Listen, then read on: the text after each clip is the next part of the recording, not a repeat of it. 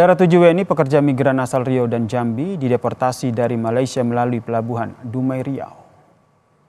7 pekerja migran ini, saudara, dipulangkan melalui pelabuhan internasional Malaka menuju ke pelabuhan internasional Dumai Riau usai menjalani proses hukum di depot tahanan imigresen sementara Millennium Beranak di daerah Selangor, Malaysia.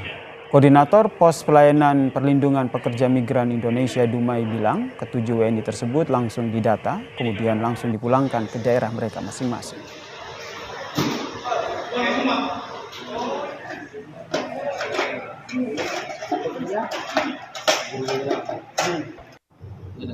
Kita kedatangan 7 orang deportasi dari Malaysia yang dipulangkan oleh pemerintah Malaysia melalui embarkasi pelabuhan Dumai.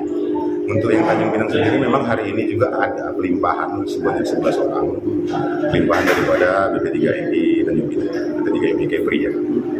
Sebelumnya berapa yang dilewat Tanjung Pinang, Bang, deportasi? Informasi yang kami terima kurang lebih 150 orang yang dideportasi melalui BP3MI Kepri dan 11 orang itu dilimpahkan kepada kita.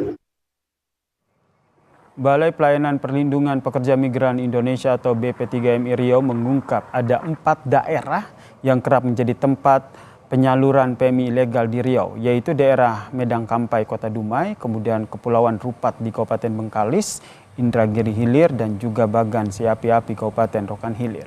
Keempat wilayah ini merupakan kawasan pesisir pantai yang berdekatan dengan negeri jiran Malaysia.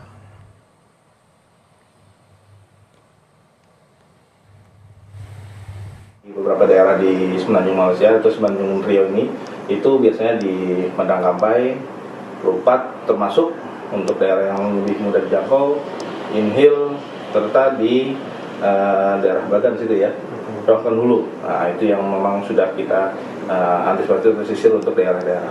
Tapi tentu kami tidak bekerja sendiri, kami butuh support dari masyarakat jika mengetahui adanya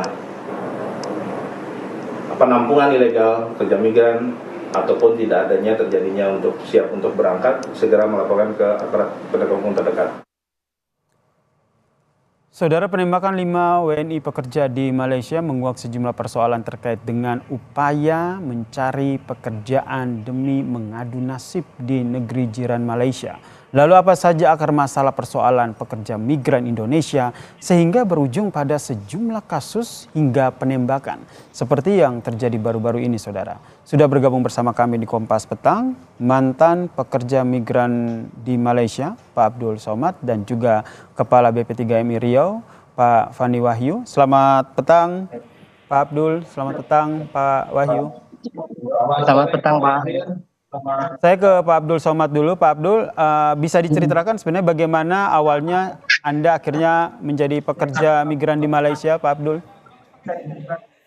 Pak, dari pengalaman saya lewat Malaysia itu kalau ilegal tuh Pak, biasanya jam-jam 3, jam 4 malam lah itu berangkatnya tuh. Mau berangkat, mau pulang tuh biasanya jam 3, jam 4 malam, Pak. Ini lewat jalur laut berarti ya?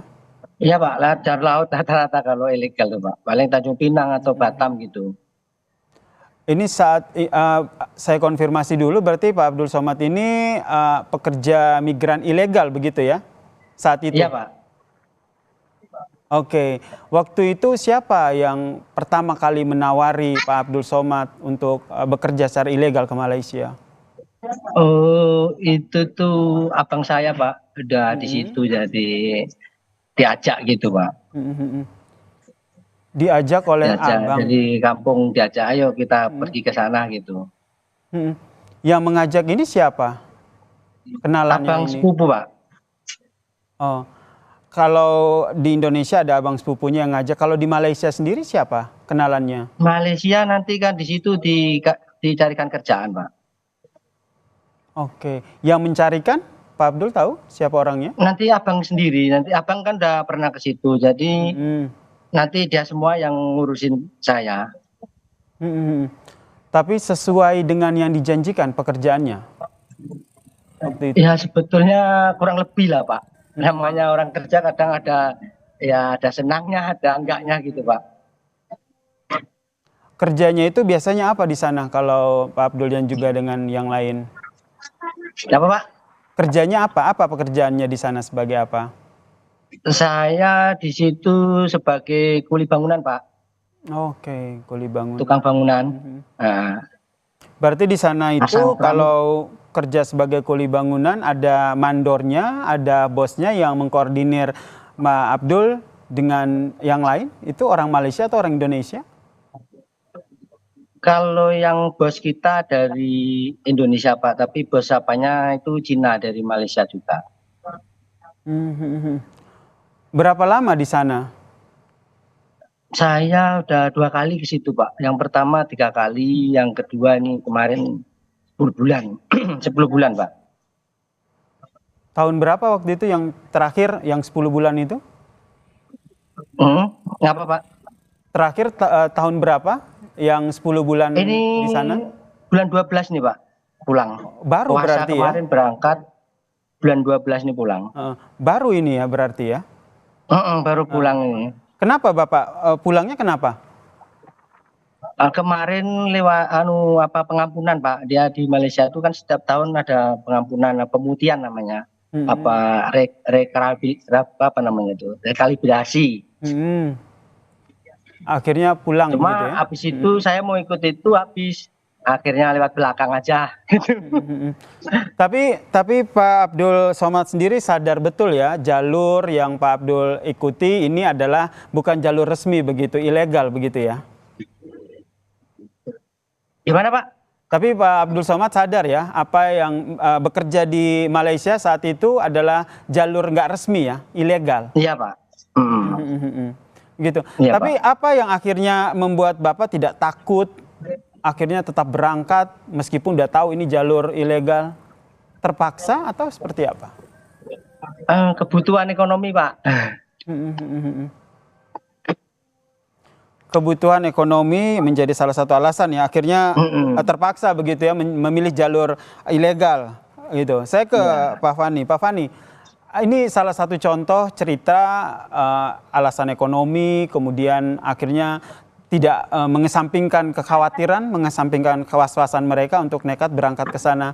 Potretnya seperti apa kalau di wilayah Riau sendiri? Siapa ya? Saya akan sampaikan sama salah satu migran kita ya, Mas Yasir tadi, Mas Abdul Somad tadi. Itu merupakan salah satu contoh yang sering kami tangani atau sering kami pribadi pekerja migran yang tidak berdokumen prosedural. Ya alhamdulillahnya nih Mas Abdul Somad ini bisa pulang dengan selamat di wilayah Indonesia kembali. Karena kita khawatiran adalah case-case yang lain, ini mungkin pekerja migran yang umum yang memang unprocedural terutama khususnya, ini kita tidak bisa menjamin keselamatannya.